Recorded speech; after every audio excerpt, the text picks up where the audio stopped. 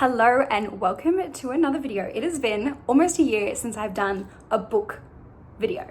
Now, I wanted to do like, these are the books I've read this month, or these are the books I've read this quarter. And I was gonna do what I've read this quarter, so January, February, March, but then I realized that I haven't done an update since May of last year. So I'm so quickly gonna run through the books that I've read since last May. And I only have these ones here, but there are 34 of them. So I've got up my Goodreads here. Now, these are in no particular order. I'm gonna go through the ones that I have physical copies of, and I don't really keep books unless it's like amazing and I just wanna keep it. But most of my books I will either donate and give away or like lend out to my friends, which is what I've done with most of these. So starting with this one, What Lies Between Us by John Mars. This I gave a 4 out of 5. I really like my thrillers lately.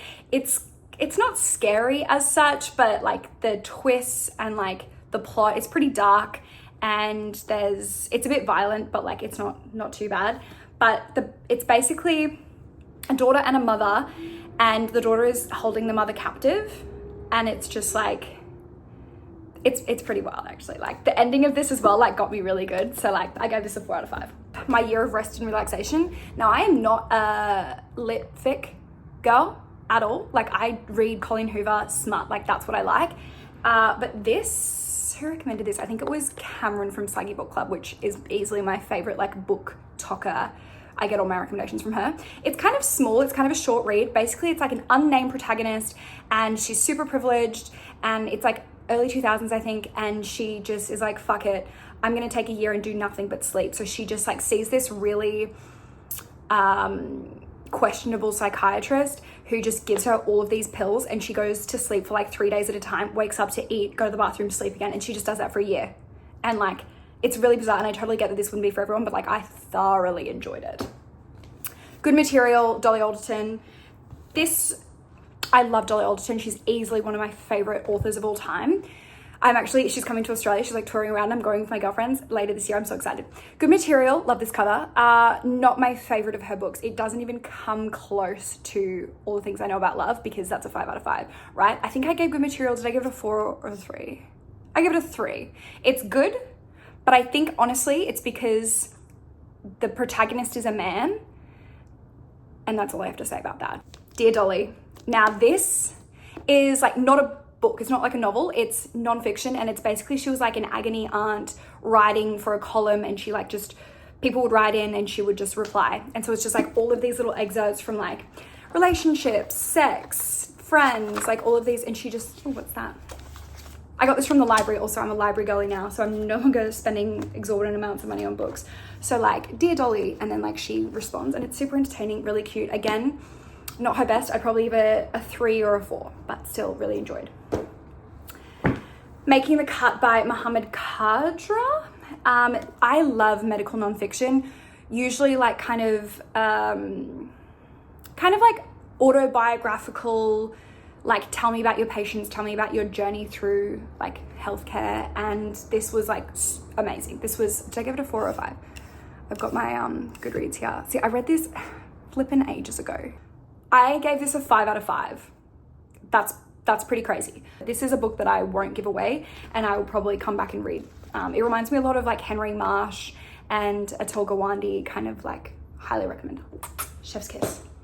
Okay, The Perfect Child. This fucking sucked. Like this was so bad. The first couple of chapters I was like, the promise, it's promising. Like it was really set up for like a good psychological thriller. If you've seen Orphan, that's like what I was going for when I saw the cover and I saw the Goodreads reviews on this. I was like, perfect, like that's gonna be good. And then it just like it just like flopped massively. There was no real climax, no resolution. There's sort of like 2 concurrent plots. Like, okay, the child's crazy, but then there's also like the mum's just got like some kind of postpartum, and it's just like she's psychotic, but the kid's psychotic, and it's just like, wait, where's this going? And then it ends like in like a cliffhanger, but not a good one, just one that's like, oh, nothing's actually been addressed, nothing's been resolved. It's super bizarre. It's badly written. I didn't like this at all. I think I gave it a 2, and that's probably generous. Yeah, that's such a flop, and I'm super disappointed with this. Would not recommend. Okay, now this is the last of the physical books that I have. This is Iron Flame. If you know me, you know that I am a smut romance girly or a medical nonfiction girly, right? Never in my life really, aside from Twilight and Hunger Games, have I ever read fantasy. So the first book is Fourth Wing, which you've probably seen everywhere because it's massively popular, and Iron Flame is the second one. My bestie Emily is the biggest fantasy stan ever, so she has been trying to get me to read these. She gave them to me and I read Fourth Wing really quickly, and it really took me by surprise because it's a great book. It's really well written. The characters, like, I've got a bit of an issue with like the protagonist, how she's like made to be super weak and like fragile and frail, and I hate that in general. But the romance in it is good. The smut in it is good. If you know me, you know that I'm a smut girly. And it's not a lot of smut by any means. It's probably like 4 pages in the entire 500-page book. These are absolute mothers of books. They take me a hot minute to read, probably like a week to a week and a half. And I would say I probably liked, I don't really even know if I liked Fourth Wing better or if I liked this better, but they're both good. I'd give them, see, I don't like giving half numbers, 3.5, but it probably doesn't deserve a 4. But if you really like fantasy and fantasy is your thing, it's probably going to be a 4. It's just, for me, it's just a lot of dragons and a lot of magic, and like, it's a great book. I have to appreciate the author and like how much thought and like planning has gone into like all of the rules and all of like the building of this land and all the rules and like how the government works and like how everything works. Like, it's really, really impressive, and like everything just sort of makes sense. But it's just not like my favorite thing, but it's good. It's good. Let's go with I don't want to give it a 3, but I don't want to give it a 4. What did I give it on Goodreads? I think I gave it a 3. But again, I shouldn't be giving it a 3 because it's not a 3 out of 5. It's just that I didn't enjoy it that much. But it's probably a 4. Yeah, I gave it a 3. Goodreads gives it a 4.59. That's pretty good. So it's between a 3 and a 4. But I do recommend you read it, especially if you're a fantasy girl, you would love it. So Fourth Wing as well, we're going to muddle into that. I'm giving them both 3 out of 5s, but they're good. Okay, then we've got Darling Girls by Sally Hepworth. I really liked this. I thought it was a good psychological thriller. I didn't see the end coming, and I actually really like her writing. I definitely read more of her books. I gave it a 3 out of 5. Highly recommend. I read it on my Apple Books, and I went through that baby in like 2 days. Actually, the worst book that I've read, probably potentially ever, and this should have been a DNF. This should have been a do not finish. Listen to my review that I gave it. It's scathing. This should have been a DNF. This was absolutely painful to read. This book suffers from juvenile writing, excessive explanations, and cringe-worthy overemphasis on trivial details. The tone is off-putting, starting phrases like, yep, and that's right. And the author relies too much on cliches about good-looking men having undue power over women. The internal dialogue is pointless and adds unnecessary waffle while describing her cheating husband as a rotten scoundrel and a devious little soul. Comes off as cringe and unauthentic. Inauthentic? I don't know what that correct word is. The repetitive narration with both the husband and wife telling the same story becomes painfully redundant. The plot lacks believability as the wife goes from enduring the mistreatment to jumping straight into murder. Sorry if that's a spoiler, but I cannot emphasize this enough. Do not waste your time reading this book. It was easily one of the worst books I've ever read. The language and like the writing style, I would expect genuinely from like a grade 8 level. Like, it's so poor. Additionally, the first-person perspective introduces plot holes, with the protagonist conveniently omitting crucial information at the end, revealing lazy writing and poorly executed storyline. It just was such a flop. I hated everything about it. I hated the characters, I hated the plot, I hated the writing. I literally hated this book so much. Daniel Hurst, don't know who you are, but probably get another job. We then read Yellowface. Now, so popular. It's been on my to read forever. I gave it a 3 out of 5. It was fine. It was okay. The writing is quite good. You can tell that she is a good writer. Storyline, pretty good. Nothing to write home about.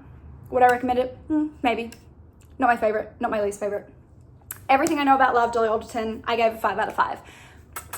Chef's kiss. A lot of people are like, oh, how can she write a memoir about love? Like, she's only like in her 30s. And it's like, I mean, it's her life, right? Like, it's real. And I know she's British and like I'm Australian, but there's still just like so much of it that it's like no one really knows what they're doing. And like, it's okay to just kind of have these like fucked relationships and like to be in relationships that are not forever, and like you have different relationships with different people for different like phases of your life. And I just like, it was just so refreshing and just like made me feel super safe. Really similar to Crushing by Genevieve Novak, which is like one of my favorite, like it's almost like a comfort read. Like if I ever am just like, I need some reassurance that like no matter how fucked things are in my life, nothing about my experience is unique in that I'm going through something cooked.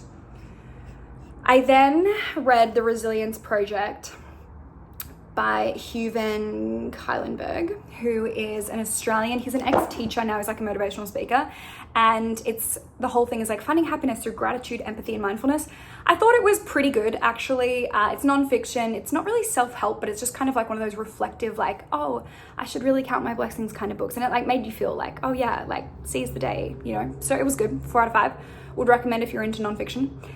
I then read When the Air Hits Your Brain, Tales of Neurosurgery by Frank Vertisick. Loved this, as with every medical nonfiction, autobiographical style, case-based. Like Oliver Sacks' Men Who Mistook His Wife for a Hat is like the OG version of like all of the ones that came after him, Henry Marsh, Atul Gawande. So I gave it a 4 out of 5. I then read The End of Men. Now this is about a global pandemic, but this was written before COVID. And it's about like this virus that only affects men, and like all these men in the entire world just like start dying. But it sounds like pretty dystopian, but it was pretty like realistic, I think. And it maybe was a little bit waffly, but I liked the premise. The execution was pretty good. The writing was pretty good. I gave it a 3 out of 5. And then, okay, this book, Tender as the Flesh, so left field from what I would usually read. It's giving like 1989, Animal Farm, kind of like dystopian. Handmaid's Tale is like, I sort of like group all these in together. I don't actually really know why I read this. Maybe someone recommended it to me, but I gave it 5 out of 5. This is one of the best books I've ever read. It's really short. I gave it to my brother to read, but I definitely won't be giving this book away. It's fantastic. It is so vulgar and so jarring, super violent. Like it just has such a shocking wow factor. But again, it's like, oh, that could potentially happen. Sort of like Handmaid's Tale, which I'm obsessed with Handmaid's Tale. And it's sort of I won't spoil anything, but it's about a world where all of the meat that all the animals on the planet get this virus so that humans can't eat meat. So humans start farming humans for humans to eat human meat.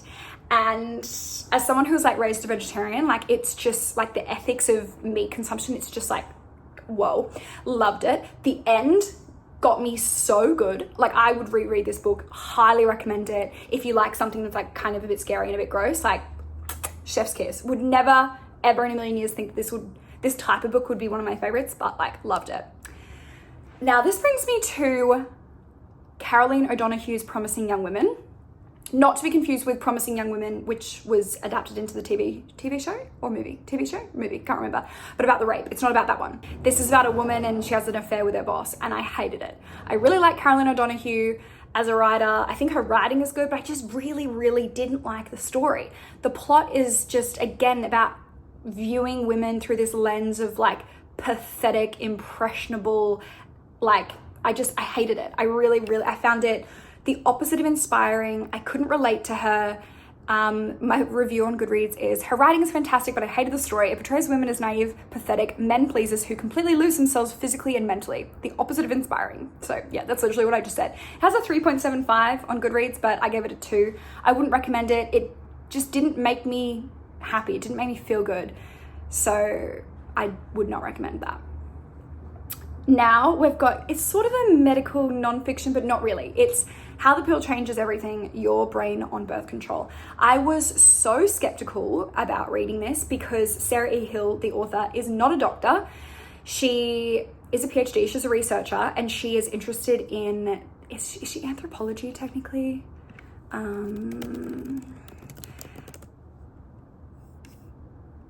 Psychology. Okay, so she works in psychology, specifically in women and hormones. Evolutionary psychology. And now when I was reading this, I was like, I'm a woman who has been on the contraceptive pill more than half of my life. And whilst I can acknowledge that it's not good for you and the side effects are horrific, it is the best of what we've got, right? So I choose to be on it knowing that the risks are awful and there's no other better option, right?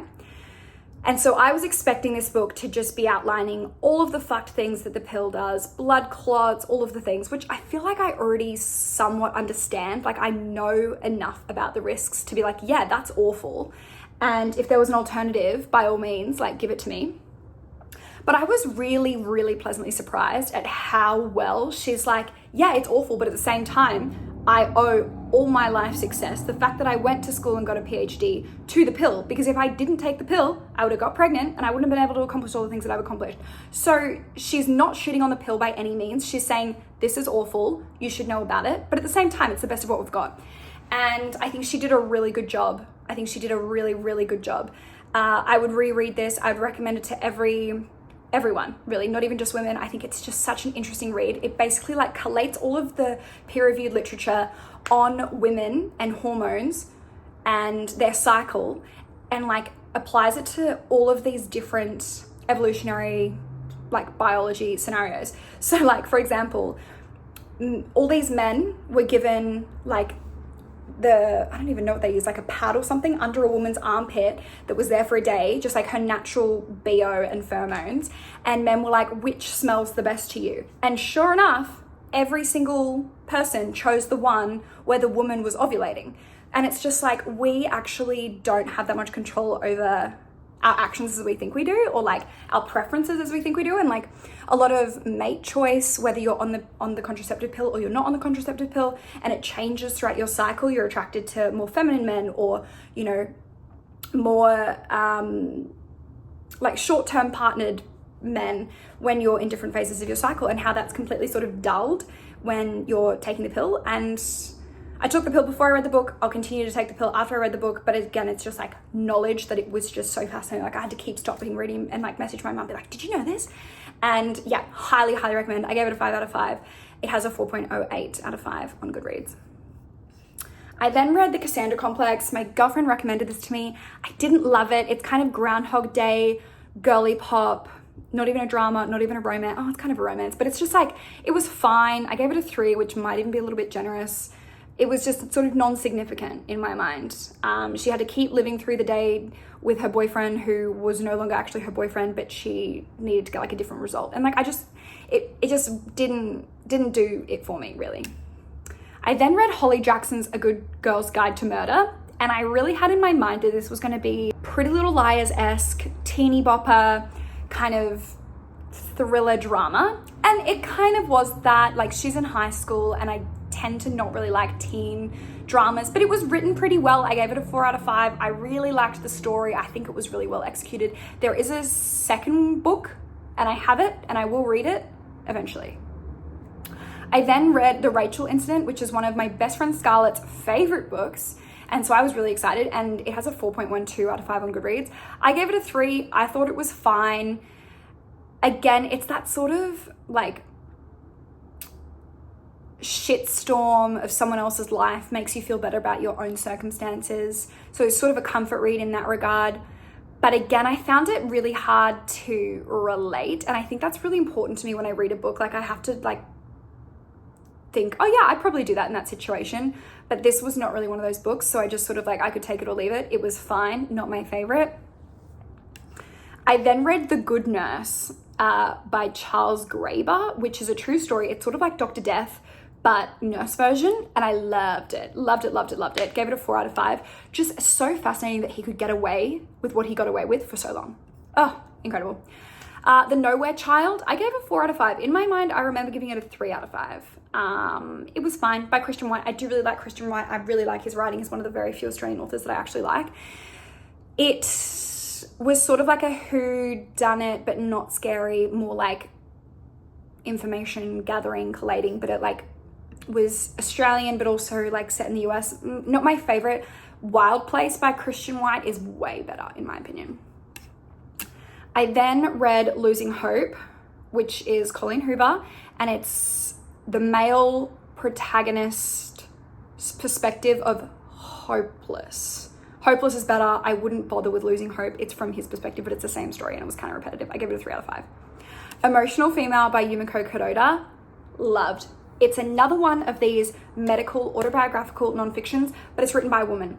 And other than Nikki Stamp, I don't know of another woman who has written like her experience as a doctor going through case base. But this is really interesting because obviously it has like so much sexism and racism like inbuilt into the story, and like the writing's fantastic. I love, like, I just have such like a sense of like, not camaraderie, but like I feel seen. Loved it. I gave it a 5 out of 5. I'd read it again. I'd recommend everyone read it, especially if you're a STEM girly or STEM boy. I then read No Hard Feelings by Genevieve Novak. Crushing is one of my favorite books of all time by this author. No Hard Feelings was really good. Not as good as Crushing. Gave it a 4 out of 5. Would recommend though.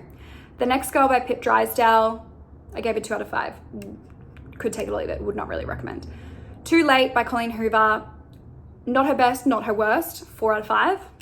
Happy Place by Emily Henry. Is this Enemies to Lovers or is this They Had to Pretend They Were Together? I think this is They Had to Pretend They Were Together. Yes, I really like this. It's really cute. It's kind of like beach ready vibes. Cute little romance. Loved it. 4 out of 5. I then read I'm Malala, which I've actually never read, and it was a 5 out of 5.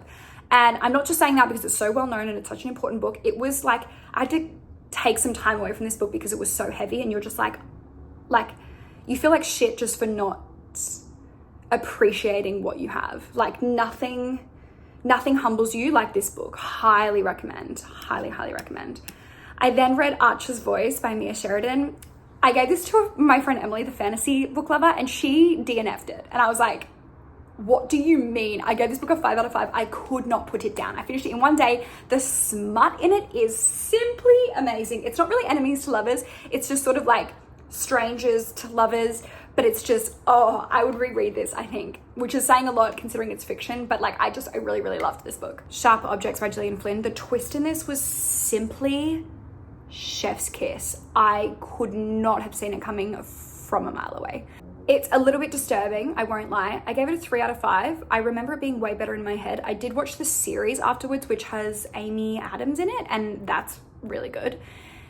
But yeah, 3 out of 5, but it has a 4 out of 5 on Goodreads. I read Never Never by Colleen Hoover. Again, not her best, not her worst, closer to the spectrum of her worst. Like, I just didn't love it. It was like weird and like had magic or something in it, and I was like, didn't love it. The Other Side of Her is the final book. I think that's 34 books if I can count correctly. I gave it a 3 out of 5. It has a 4 out of 5 on Goodreads, but the premise of the story was good. I didn't see the twist coming. It was pretty good. It's set in Australia. I'm not sure if the author is Australian, but like I actually probably would recommend that one. It was like it was like an easy read, an easy thriller read. So that's everything that I read since I spoke to you last about books. Let me know if you've read anything good lately in the comments below, please. I'm begging you. Add me on Goodreads, let's be best friends, and let's just talk about books forever. That's gonna wrap up this video. If you enjoyed it, please do give it a thumbs up, and I will see you in the next video.